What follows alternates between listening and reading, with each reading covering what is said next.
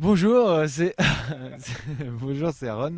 On est dans un mobil-home, c'est notre maison, au festival Aluna en Ardèche, avec une voiture qui passe derrière.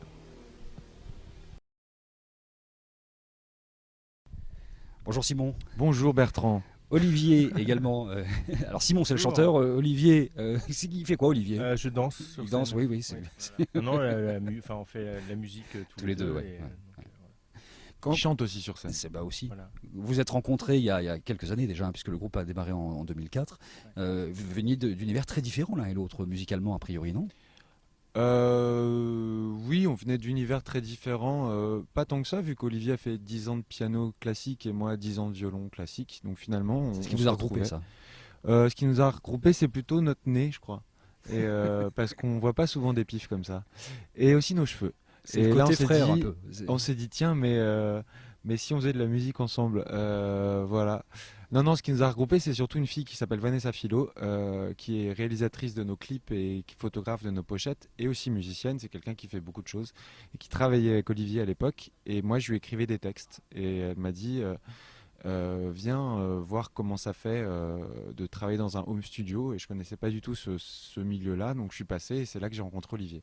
Donc voilà, ce qui nous a réunis, c'est une personne, plus qu'un style Et musical. musicalement, qu'est-ce qui vous réunissait quand même au-delà de cette Bah justement, connaissance musicale Justement, classique? on est justement, parti de zéro. En fait, on Ouais. s'est pas dit, tiens, on va faire un truc rock ou pop ou quoi que ce soit. Ce qui était bien, justement, c'était de partir de rien.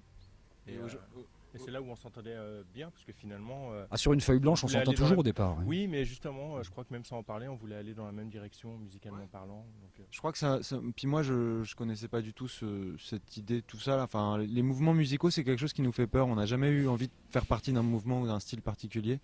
Et je crois que ça se ressent d'ailleurs dans nos musiques, même s'il y a peut-être des influences,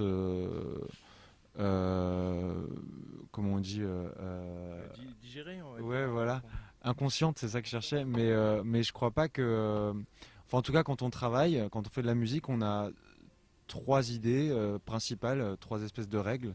C'est est-ce qu'on a des choses à dire, premièrement. Euh, le texte et la musique doivent être fusionnels, que ça raconte les mêmes émotions, que Deuxièmement, ça porte en deuxièmement, et en troisièmement on arrive à poser exactement ce qu'on a en tête sur bande. Voilà, qu'on fasse quelque chose sans concession. Euh, voilà. Justement, on a le Après, on est sentiment que les complètement chansons, libre. elles sont créées à partir d'une envie d'atmosphère, d'un mood, on dirait en anglais Ouais, un petit peu, et qu'à partir de là, bah, rien n'est interdit finalement. Les sons iront en fonction de l'ambiance du exactement. tableau que vous dessinez, quoi. Exactement. Ouais. On se laisse aussi beaucoup porter par nos morceaux à l'instinct et on n'aime pas contrôler tout. Il faut que la mélodie et la sensation que le morceau nous plaît viennent très vite et après on aime bien bitouiller pendant plus de temps, aller plus en profondeur dans le morceau, mais c'est sûr qu'on s'interdit rien. Alors, on vous classe souvent parce qu'on ne sait pas où vous classer dans la pop, mais ça ne veut plus rien dire aujourd'hui C'est vrai. nécessairement. Et puis dans la pop atmosphérique, on va dire, à cause de cette Ça histoire c'est très de bien. mood, ça Bah, vous comme va tu dis, ça? deux trucs Hein? qui veulent rien dire. C'est Donc c'est justement. très bien. Après, ce qui est drôle, c'est que parfois on va dans les magasins euh, en fonction. Enfin, on faisait ça un peu avant dans les villes et tu sais, t'es classé dans des trucs quoi pour les gens et ça changeait presque à chaque magasin. Donc ça nous faisait rire. On s'est encore jamais retrouvé dans la folk non, ça va. Pourtant, si traditionnelle. on Mais... sépare les morceaux, si on les prend vraiment un par un, il y a des morceaux qui sont juste guitare acoustique, voix, d'autres qui sont au contraire très chargés en électronique et en guitare, piano. Donc je sais pas le lien. Tout ça, c'est nous. Excusez-nous. Pardon Bertrand. En fait, vous êtes des gens qui aiment travailler longuement, très longuement en studio, Pas tant travailler, que ça. peaufiner ou pas? Parce que Si le morceau vient souvent très rapidement, sinon c'est que c'est pas bon. Enfin, en tous les cas pour nous. Après, on peut prendre un peu de temps, revenir sur le morceau. C'est l'avantage du home studio, justement, c'est qu'on peut revenir. Il n'y a pas l'horloge qui tourne ou quoi que ce soit. On peut revenir indéfiniment dessus. c'est fait Ça, c'est complètement à la assez maison, ça. agréable. Ouais. Ouais, Ouais. c'est assez agréable de pouvoir enregistrer quand on a envie, de pas dépendre de quelqu'un d'autre, de pas subir le jugement aussi qu'on peut avoir sur un. Je sais qu'il veut me mettre le micro dans la gueule, donc je fais attention. De pas subir le jugement d'une tierce personne. Enfin voilà, on est tous les deux, donc on fait ce qu'on veut, quoi. Voilà. Avec le micro. Vous êtes Pardon, toujours comme Bertrand. ça tous les deux? Non, jamais. Mais c'est le mobilhome, c'est le côté C'est le terrasse. côté mobilhome et nature qui vous rend un peu sauvage, c'est ça. Exactement. Ça fait quoi d'ailleurs de jouer dans un univers comme ça, un petit peu nature? Enfin, les Ah festivals, moi souvent, c'est c'est beaucoup le de kiff béton. des festivals, c'est de pouvoir faire partager ta musique, c'est déjà un grand kiff dans ta tournée à toi, mais quand on le partage dans ces conditions-là, c'est plutôt agréable quoi. Là, On est dans des endroits complètement atypiques, tous les jours on change. Aujourd'hui on est dans des mobil-homes sur un truc énorme, enfin voilà, c'est rigolo.